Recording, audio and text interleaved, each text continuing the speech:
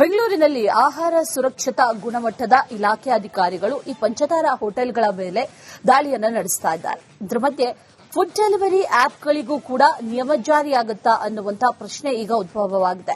App ಮೂಲಕ delivery ಆಗುವಂತಹ ಆಹಾರ ಪಾರದರ್ಶಕತೆ ಕಾಪಾಡೋದಕ್ಕೆ ಗೈಡ್ಲೈನ್ ರೂಪಿಸುವಂತೆ ಸಲಹೆಗಳನ್ನು ತಜ್ಞರು ನೀಡಿದ್ದಾರೆ. ಈ ಕುರಿತ ಕಂಪ್ಲೀಟ್ ಡೀಟೇಲ್ಸ್ ಇಲ್ಲಿದೆ ನೋಡಿ.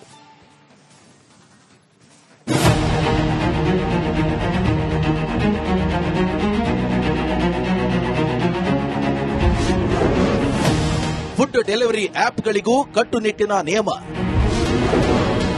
ಪಾರದರ್ಶಕತೆ ಕಾಪಾಡಲು ತಜ್ಞರಿಂದ ಇಲಾಖೆಗೆ ಸಲಹೆ.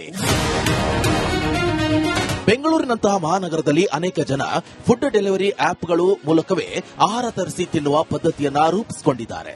ಈ ಫುಡ್ ಡೆಲಿವರಿ ಆಪ್ಗಳು ಜನರ ಜೀವನದ ಭಾಗವಾಗಿಯೇ ಹೋಗಿದೆ. ಇದೀಗ ಆಹಾರ ಸುರಕ್ಷತಾ ಮತ್ತು ಗುಣಮಟ್ಟ ಇಲಾಖೆ ಹೋಟೆಲ್ಗಳ ಮೇಲೆ ದಾಳಿ ನಡೆಸಿ ಕಳಪೆ ಆಹಾರಗಳನ್ನ ಪತ್ತೆ ಹಚ್ಚುತ್ತಾ ಇದೆ. ಹೀಗಾಗಿ ಇದೀಗ ಫುಡ್ ಡೆಲಿವರಿ ಆಪ್ಗಳ ಮೂಲಕ ಗ್ರಾಹಕರ ಕೈ ಸೇರುವಂತಹ ಆಹಾರಗಳ ಮೇಲೂ ನಿಗಾ ವಹಿಸುವ ಬಗ್ಗೆ ಚರ್ಚೆ ಶುರುವಾಗಿದೆ.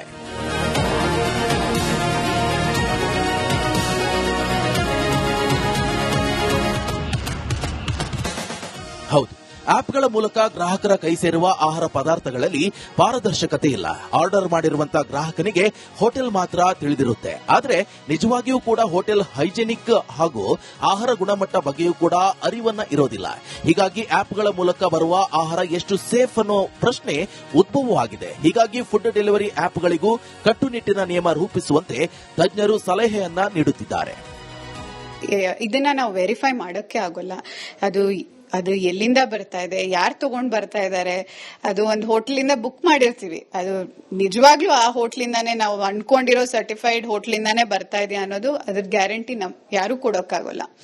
ಸೊ ಆ ತರ ನಡೀತಾ ಇದ್ರೂ ಕೂಡ ಬಹಳ ತಪ್ಪು. ಅದನ್ನ ಕ್ರಮ ತಗೊಂಡು ಅದನ್ನ ತಡೆಗಟ್ಟಬೇಕು. ಮತ್ತೆ ಅದರಿಂದ ಡೈಲಿ ಅಂತ ಊಟ ಸೇವನೆ ಮಾಡೋದು ತಪ್ಪು, ನಮ್ಮ ಆರೋಗ್ಯಕ್ಕೂ ಒಳ್ಳೇದಲ್ಲ. ಒಟ್ನಲ್ಲಿ ಜನರ ಆರೋಗ್ಯ ದೃಷ್ಟಿಯಿಂದ ಆಹಾರ ಇಲಾಖೆ ಅಧಿಕಾರಿಗಳು ಫೀಲ್ಡ್ಗೆ ಇಳಿದಿದ್ದು ಹೋಟೆಲ್ಗಳ ಮೇಲೆ ದಾಳಿ ನಡೆಸಿ ಕಳಪೆ ಆಹಾರ ಪತ್ತೆ ಹಚ್ಚುವ ಕೆಲಸ ಮಾಡುವುದರ ಜೊತೆಗೆ ಫುಡ್ ಡೆಲಿವರಿ ಆಪ್ಗಳಿಗೂ ಬಿಗಿ ರೂಲ್ಸ್ ಜಾರಿ ಮಾಡ್ತಾರಾ ಅನ್ನೋದನ್ನ ಕಾದು ನೋಡಬೇಕಿದೆ.